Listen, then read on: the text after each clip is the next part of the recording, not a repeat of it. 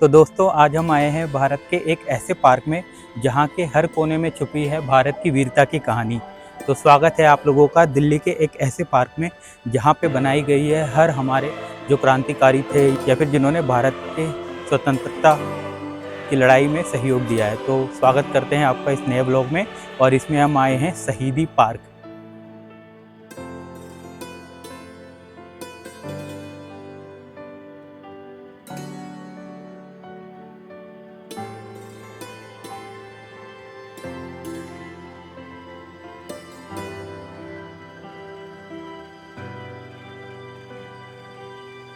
तो यहाँ की एंट्री का टिकट तो सिर्फ 100 रुपये पर पर्सन है, पर जो यहाँ पे देखने को मिलेगा उसकी कीमत अनमोल है।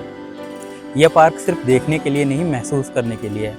यहाँ पे आएंगे आपको जो भी मूर्तियाँ दिखेगी या जो भी स्ट्रक्चर दिखेगा उससे आपको एक अलग ही देशभक्ति का अनुभव होगा। जैसे आप सबसे पहले देख सकते हैं हमारे पीछे भारत माता की इमेज।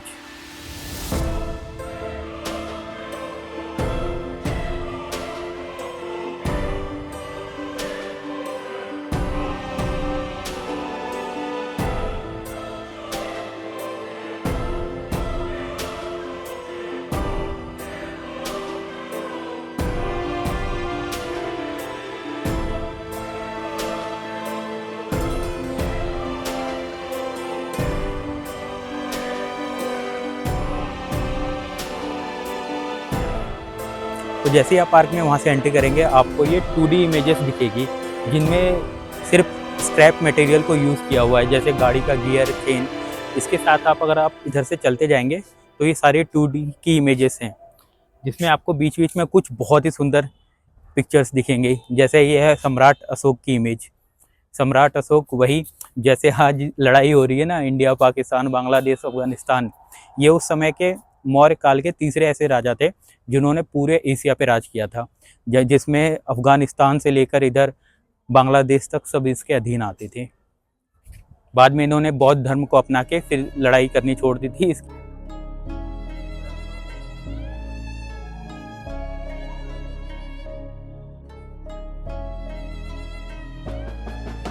जो यहाँ पे ये सब ऐतिहासिक चीज़ें हैं, इसके अलावा भी इस पार्क की सुंदरता अपने आप में विशेष है। इसकी हर डिटेलिंग पे, हर लाइटिंग पे इतने अच्छे से काम हुआ है जो आपको बहुत ही ज़्यादा सुंदर लगेगा।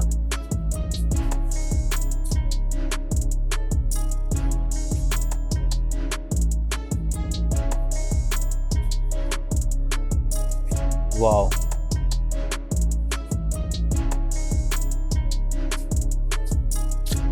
ये है राजा पोरस की इमेज।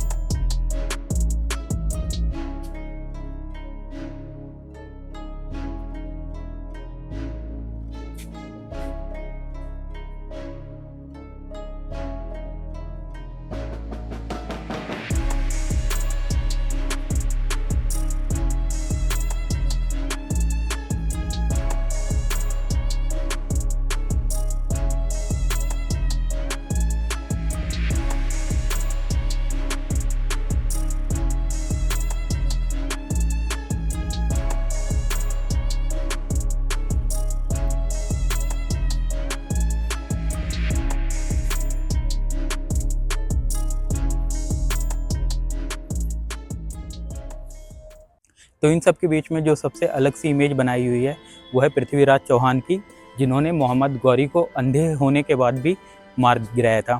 तो इसकी कहानी बहुत ही ज़्यादा इंटरेस्टिंग है। जब मोहम्मद गौरी ने धोखे से इन्हें कब्जे में ले लिया था, उनके बाद इन्हें बहुत सारी यातनाएं दी गई थी।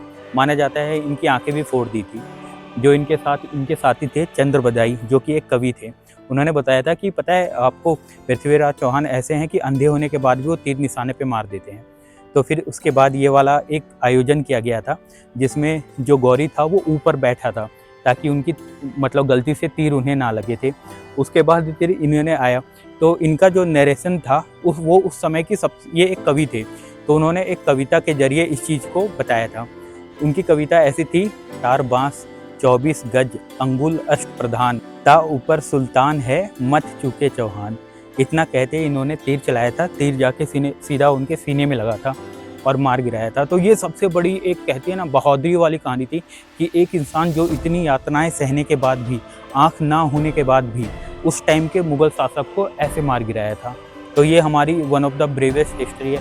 मुझे लगता है हर किसी पेरेंट्स को अपने बच्चों को यहाँ पे लेके आना चाहिए, अपने स्वतंत्रता सेनानी या फिर अपने जो पुराने राजा महाराजा थे जिनके इतना वैभव, इतनी शक्तियाँ थी।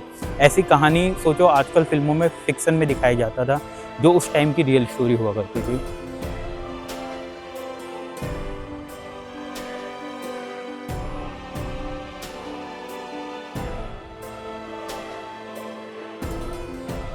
तो एक और जो बहुत ही अच्छी मूर्ति मुझे लगी वो था ये महाराणा प्रताप को उनके घोड़े के साथ दिखाना।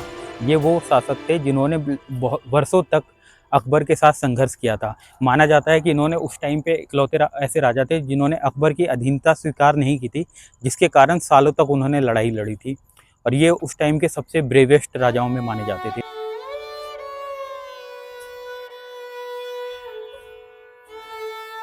अगर आपने हमारी ये वाली वीडियो देखी थी जिसमें हमने कवर किया था वेस्ट टू वंडर, जिसके हर जो भी मूर्तियाँ थी या भी जो भी अंदर अट्रैक्शन थे वो वेस्ट मटेरियल से बना हुआ है। ये उसी का एक अपग्रेडेड वर्जन है, जिसमें यहाँ पे जितनी भी स्वतंत्रता सेनानी या भारत माता की फ़ोटो बनी है, कुछ भी है, उन सबको करीब 250 मेट्रिक टन कबाड़ से बनाया हुआ है। तो ये अपने आप में एक बहुत बड़ी चीज़ है। मुझे लगता है हर किसी को यहाँ पे आके अपने स्वतंत्रता सेनानी या उन लोगों के बारे में जानना चाहिए। तो मेरे पीछे जो आप देख रहे हैं ये झांसी की रानी की वो इमेज है जिसमें अपने बच्चों को वो पीठ पे बांध के लड़े थे अंग्रेज़ों से। तो सोचिए उस समय की मतलब क्या वो सोच रहती होगी, क्या वो जुनून रहता होगा कि अपने बच्चों को पीठ पे बांध के अंग्रेज़ों से तलवारों से लड़ने को तैयार होते, जिनके पास आधुनिक हथियार हुआ करते थे। इसके अलावा अगर आप यहाँ पे आते हो तो जैसे ये महाराजा छत्रसाल, महाराजा सूरजमल, इनके बारे में नॉर्मल लाइफ में तो बहुत ही कम लोगों को पता होगा, जिनके बारे में आप यहाँ पे आके देख सकते हो। नीचे उनकी होर्डिंग्स लगी हुई है जिसमें बताया गया है कि उन्होंने अपने क्या क्या उनकी शौर्य कहानी थी। ये सब 2D इमेजेस के बीच में कुछ कुछ 3D इमेजेस बनाई हुई है और वो बहुत ही सुंदर दिखती है। जैसे आप मेरे पीछे महाराज रणजीत सिंह की इमेज देख सकते हो। ये सिख समुदाय के पहले महाराजा थे जिन्हें शेरे पंजाब भी कहा जाता था।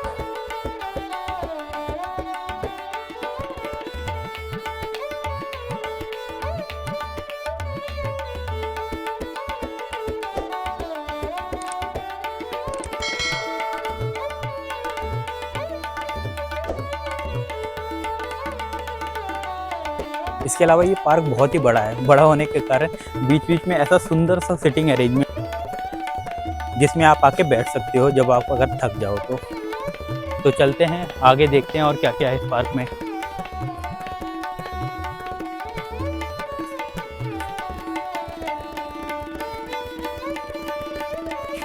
महाराजा छत्रपति शिवाजी, छत्रपति संभाजी, विद्यानाथ भट्ट।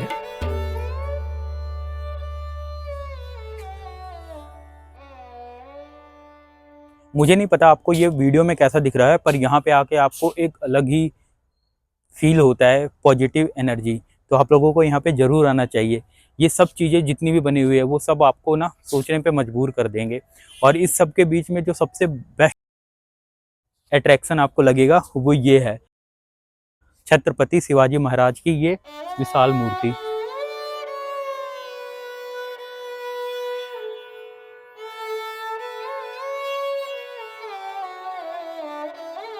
तो अभी तक आपने जो देखा वो था हमारा प्राचीन इतिहास, जहाँ पे राजा महाराजा जो मुगलों के साथ उन्होंने संघर्ष किया था उनकी कहानियाँ थी। यहाँ से शुरू होता है हमारा संग्राम स्वतंत्रता सैनिकों के रूप में, जहाँ पे हमने अपनी आज़ादी के लिए अंग्रेजों के साथ लड़ाई शुरू करी थी। तो सबसे पहली इमेज यहाँ पे आती है मंगल पांडे का।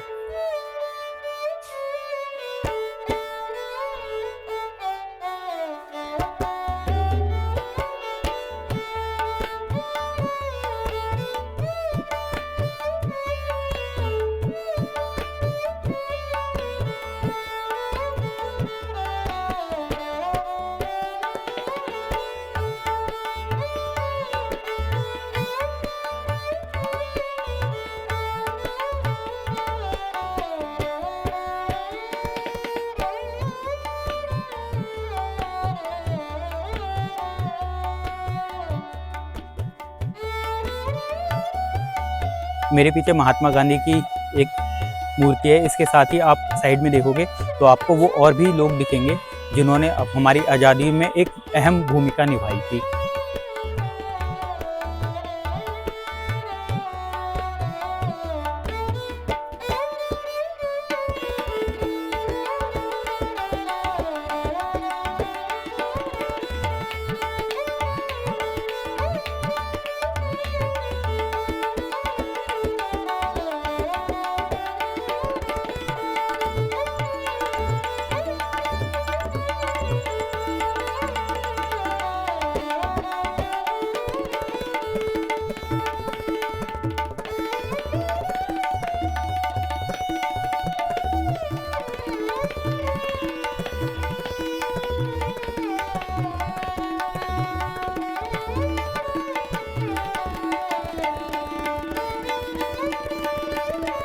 तो इसी के साथ खत्म करते हैं हमारे ये व्लॉग। तो वीडियो अच्छा लगे तो वीडियो को लाइक करें, डिबेटिंग गैलरी को सब्सक्राइब करें और मिलते हैं आपसे बहुत जल्दी एक नए व्लॉग के साथ।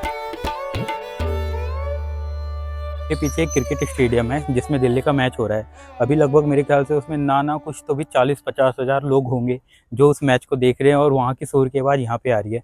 पर इस वाले पार्क में कोई भी बंदा नहीं है, मैं अकेला इसमें घूम रहा हूँ। तो सोचिए हमारा यूथ, हमारी जनरेशन जो है वो किस तरफ घूम चुकी है।